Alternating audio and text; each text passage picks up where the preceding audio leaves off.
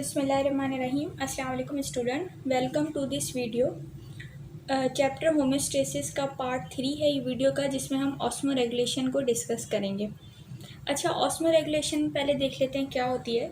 यहाँ पर जो रेगुलेशन का मतलब है, इसका मतलब है मेंटेनेंस, और ऑस्मो का जो वर्ड है वो निकला है ऑस्मोसिस से। तो हमें पता है ऑस्मोसिस की डेफिनेशन क्या होती है, movement of molecule from high to low concentration. ठीक है, movement of molecule from high to low concentration, ये ऑस्मोसिस की डेफिनेशन है। Through a semi permeable membrane is called osmosis. तो ऑस्मोसिस से ये वर्ड निकला है ऑस्मो का। तो ऑस्मोसिस के अंदर क्या होते थे, मूवमेंट ऑफ मॉलिक्यूल होती थी। अब वो मॉलिक्यूल दो तरह के होते हैं, एक होता है सॉल्यूट जो कि सॉल्ट होता है, और दूसरा होता है सॉल्वेंट जो कि वाटर होता है। तो इस तरह से इसकी डेफिनेशन हो गई, maintenance of solute and solvent is called osmo regulation. अच्छा, ये तो एक डेफिनेशन है।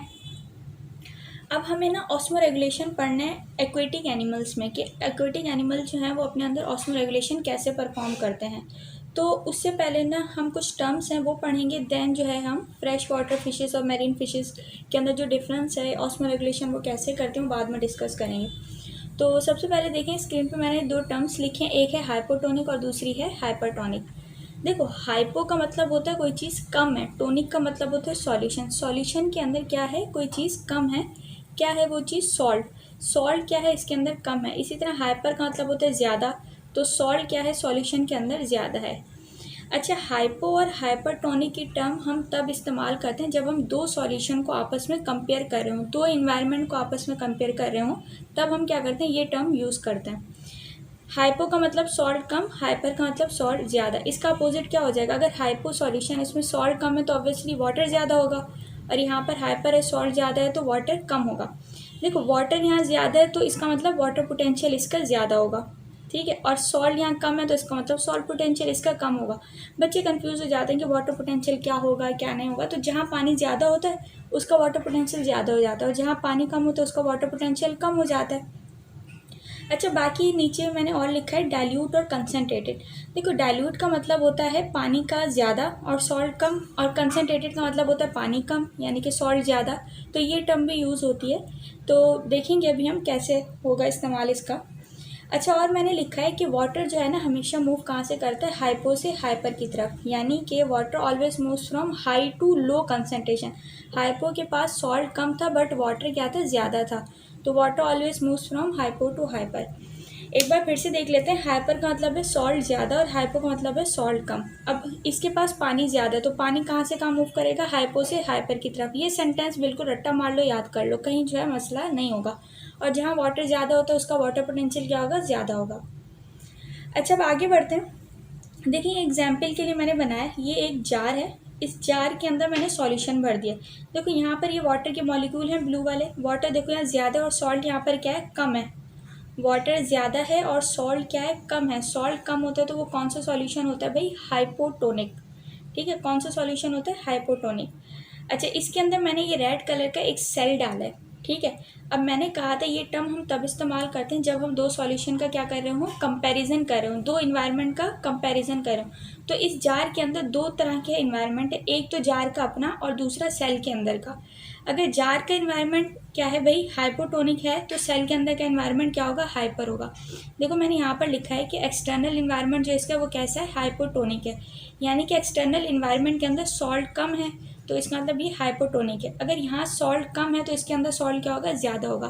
अच्छा, ये कैसे पता चलता है भाई, देखो, दो जब सेल लेते हैं हम या दो सॉल्यूशन का कंपैरिजन करते हैं तो हमेशा ऐसे ही होता है कि अगर एक के अंदर सॉल्ट कम है तो दूसरे के अंदर सॉल्ट ज़्यादा ही होता है, तभी जो इसके अंदर डिफरेंस आता है तभी ऑस्मो रेगुलेशन हो पाती है। अगर डिफरेंस ही नहीं होगा तो ऑस्मो रेगुलेशन नहीं होती। वो फिर वो कौन से एनिमल कहलाते हैं, ऑस्मो कन्फर्मर कहलाते हैं, जिनका इंटरनल इन्वायरमेंट और एक्सटर्नल इन्वायरमेंट दोनों क्या होता है, बराबर होता है।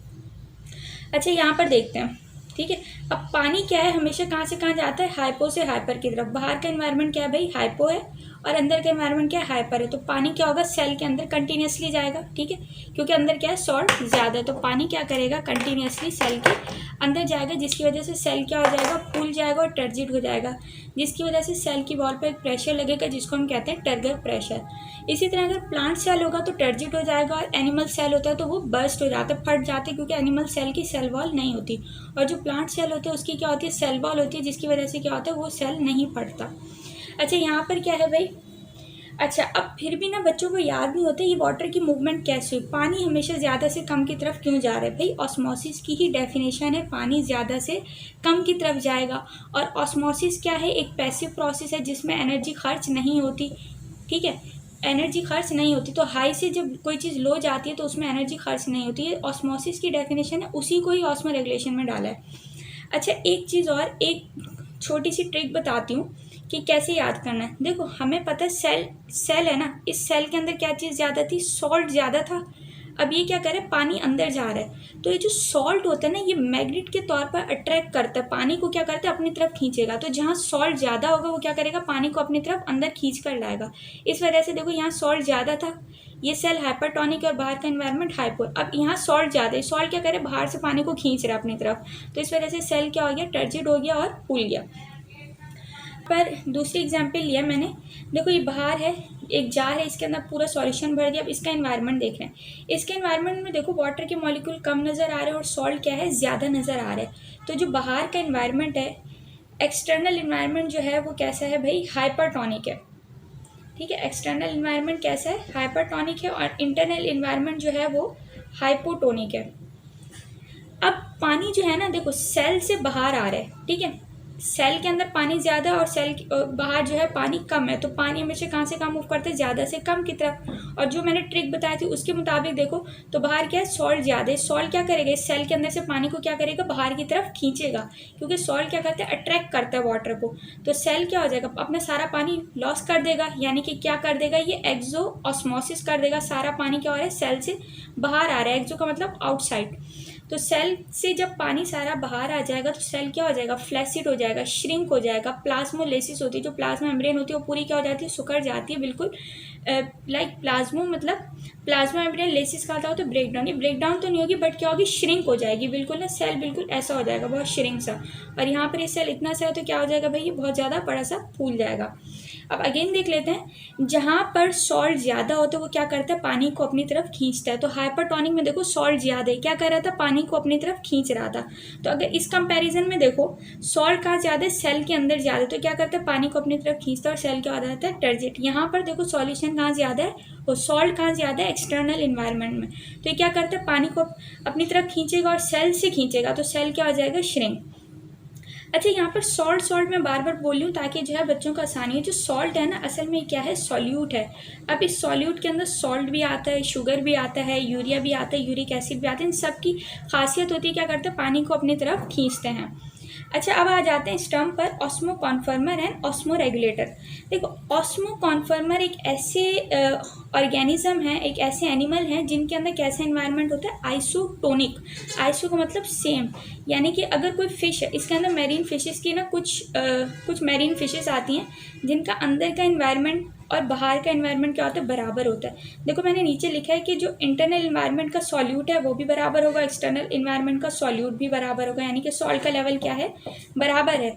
तो कहीं पर सॉल्ट अगर ज़्यादा होता है तो वो पानी को अपनी तरफ खींचता है, लेकिन यहाँ पर क्या है, दोनों का लेवल बराबर है, तो पानी कहीं भी मूव नहीं करेगा। तो ये ऑर्गेनिज्म क्या कहलाते हैं, ऑस्मो कॉन्फर्मर। ऑस्मो कॉन्फर्मर वो होते हैं जिनका internal environment is equal to external environment. In short अगर हम बोलें तो ऑस्मो कॉन्फर्मर में क्या होता है, आइसोटोनिक एनवायरनमेंट होता है। अच्छा, ऑस्मो रेगुलेटर, रेगुलेटर का मतलब अपने अंदर ऑस्मो रेगुलेशन करने वाले ऑर्गेनिज्म। ठीक है, इन ऑस्मो मतलब इनका एनवायरनमेंट में फ़र्क होगा। क्या है भाई, इनका जो एक्सटर्नल एनवायरनमेंट है ना वो चेंज हो रहा है, जिसकी वजह से इनको अपने अंदर का एनवायरनमेंट क्या करना पड़ रहा है, मेंटेन करना पड़ रहा है। अब खुद ही सोचो, एक्सटर्नल एनवायरनमेंट में क्या चेंज आएगा, सॉल्यूट में ही कोई ना कोई चेंज आ रहा होगा, जिसकी वजह से इनको अपने अंदर का एनवायरनमेंट मेंटेन करना पड़ रहा है। तो ऑस्मो रेगुलेटर के अंदर कौन कौन आ सकते हैं, फ्रेश वाटर फिशेस आती हैं, मैरीन फिशेस आती हैं, और टेरेस्ट्रियल एनिमल्स आते हैं। अगर हम मैमल्स और ह्यूमंस की बात करें तो वो भी ऑस्मो रेगुलेटर में आते हैं, कि इनके अंदर भी ऑस्मो रेगुलेशन होती रहती है, फ्रेश वाटर फिशेस और मैरीन वाटर फिशेस में। फ्रेश वाटर जो फ़िश होती हैं, यहाँ मैंने डायग्राम भी बनाई है। देखो फ्रेश वाटर फ़िश के बारे में बताया कि इन्होंने एक्सटर्नल इन्वायरमेंट इसका कैसा है, हाइपो है, और इंटरनल इन्वायरमेंट कैसे है इसका, हाइपरटोनिक। यानी कि इंटरनल इन्वायरमेंट के अंदर क्या चीज़ ज़्यादा है, सॉल्ट ज़्यादा है। ठीक है, सॉल्ट क्या करता है, पानी को अपनी तरफ खींचेगा। अब पानी कॉन्स्टेंटली फ़िश के अंदर जा रहा है, ठीक है, फ़िश की बॉडी के अंदर एंडोऑस्मोसिस हो रही है। एंडो का मतलब पानी का अंदर जाना, ठीक है। ऑस्मोसिस में वैसे तो दोनों चीज़ें आती हैं, सॉल्ट भी आता है और वाटर भी आता है, लेकिन ज़्यादातर क्या है, यहाँ पानी अंदर जा रहा है। अब कहाँ से पानी अंदर जाएगा भाई, गिल से भी जाएगा और स्किन के ज़रिए भी फिश के अंदर कंटिन्यूसली पानी जा रहा है। ठीक है, एक तो ये सॉल्ट क्या कर रहा है, पानी को अपनी तरफ खींच रहा है, और दूसरा क्या, बाहर पानी ज़्यादा है और अंदर सॉल्ट ज़्यादा है, तो पानी हमेशा कहाँ से कहाँ मूव करता है, ज़्यादा से कम की तरफ, और सॉल्ट ज़्यादा है तो वो क्या करता है, पानी को अपनी तरफ खींचता है। यहाँ तक आया समझ।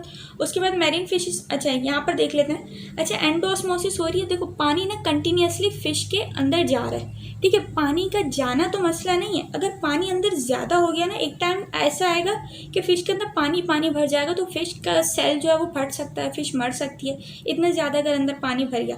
तो देखो सवाल यही है कि पानी का अंदर जाना मसला नहीं, अगर एक्सेस वाटर अंदर चला गया, बहुत ज़्यादा पानी अगर अंदर जा रहा है, तो अंदर का एनवायरनमेंट देखो आहिस्ता आहिस्ता कैसा होने लगेगा, अंदर का एनवायरनमेंट कैसा हो जाएगा, हाइपो होने लगेगा, कि अंदर पानी ज़्यादा भरते जा रहा है, तो अंदर का एनवायरनमेंट कैसा होने लगेगा, हाइपो हो जाएगा।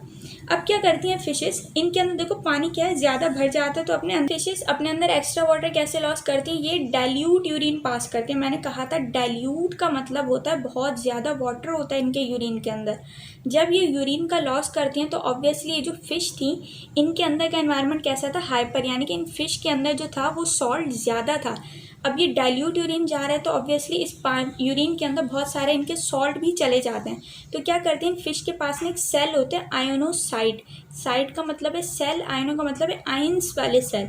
ठीक है, आयंस का ही कोई फंक्शन करेंगे तो ये क्या करते हैं, एक्टिवली एक्सट्रैक्ट करते हैं। एक्टिवली का मतलब है एनर्जी खर्च करके, एटीपी का इस्तेमाल करके। ठीक है, एटीपी का इस्तेमाल करके क्या करते हैं, बाहर का जो इन्वायरमेंट है वहाँ से सोडियम क्लोराइड और कैल्शियम आयंस को क्या करते हैं, अपनी बॉडी के अंदर लेकर जाते हैं, ताकि इनकी बॉडी का इन्वायरमेंट कैसा रहे, हाइपरटोनिक रहे, वो चेंज ना हो। ठीक है, यहाँ तक आया समझ में, वो चेंज ना हो। इन्होंने क्या किया, अपने अंदर के बॉडी के एनवायरनमेंट को कैसा रखा, हाइपर ही रखा। ठीक है, एंडोऑस्मोसिस हुई थी, पानी कंटिन्यूसली अंदर जा रहा था, पानी अगर अंदर ज़्यादा हो जाता तो इनका एनवायरनमेंट कैसा हो जाता, हाइपो। ठीक है, जिसकी वजह से फिशेस की डेथ भी हो सकती थी। तो इन्होंने क्या कहा, इन्होंने क्या किया, अपने अंदर के एनवायरनमेंट को मेंटेन रखा। कैसा रखा, हाइपरटोनिक। किस तरह रखा, पानी को लॉस कर दिया बहुत ज़्यादा डाइल्यूट यूरिन की फॉर्म में, और सॉल्ट भी जा रहे थे तो सॉल्ट को क्या कर लिया, एक्टिवली एक्सट्रैक्ट कर लिया। अब वापसी इनका एनवायरनमेंट हाइपर हो गया, इसी को तो कहते हैं ऑस्मोरेगुलेशन। अच्छा, बाकी एक और लाइन लिखी हुई है कि क्या करती हैं, एक्सक्रीट करती हैं H+ और H+ आयन, हाइड्रोजन आयन और बाइकार्बोनेट आयन। देखो भाई, फिशेस जो होती हैं ना, इनका जो अंदर की pH है, ठीक है, ब्लड की जो pH है वो बेसिक होती है। ठीक है, 7 से 7 पॉइंट समथिंग होती है, 7 to 7.5 समथिंग।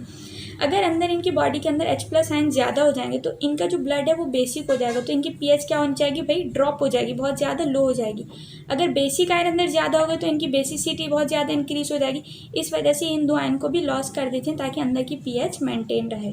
दूसरी है मेरीन वाटर फिशेस।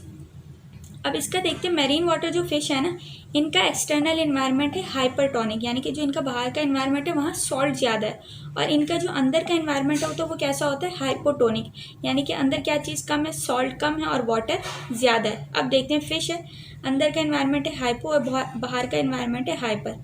अब यहाँ का इन्वायरमेंट कैसा है, सॉल्टी, सॉल्ट ज़्यादा है। ठीक है, सॉल्ट क्या है, ज़्यादा है। मैंने कहा था ट्रिक से याद रखना, सॉल्ट क्या करता है, वाटर को अपनी तरफ खींचता है। तो इसके अंदर क्या होगी, एक्सोऑस्मोसिस होगी, फिश की गिल्स और स्किन के जरिए से पानी क्या होगा, बाहर आएगा। ठीक है, पानी क्या होगा, बाहर आएगा। ऐसे ही है, तो इन फिश के अंदर देखो पानी कंटिन्यूसली बाहर आ रहा है, सॉल्ट खींच रहा है। सॉल्ट क्या कर रहा है, पानी को अपनी तरफ अट्रैक्ट कर रहा है। Water always moves from high to low concentration, water always moves from hypo to hypertonic solution. अब इनके अंदर क्या होगा, एक टाइम आएगा इस फिश के अंदर वाटर लॉस ज़्यादा हो जाएगा, ज़्यादा होने लगेगा। तो इनको क्या करना है, वाटर को कंजर्व भी तो करना है ना। इनका इन्वायरमेंट देखो फिर से चेंज होने लगेगा, पानी अंदर से क्या आ रहा है, बाहर आ रहा है, तो पानी अंदर कम होता जा रहा है, तो अंदर का इन्वायरमेंट इनका हाइपो से हाइपर होने लगता है। तो इनको क्या करना है, पानी को कंजर्व करना है, बचा के रखना है, जिसकी वजह से क्या करते हैं, ये क्या करती हैं, दे प्रोड्यूस कंसनट्रेटेड यूरिन। ये एक ऐसा यूरिन पास आउट करती हैं, एक्सक्रीट आउट करती हैं जिनके अंदर वाटर कम हो।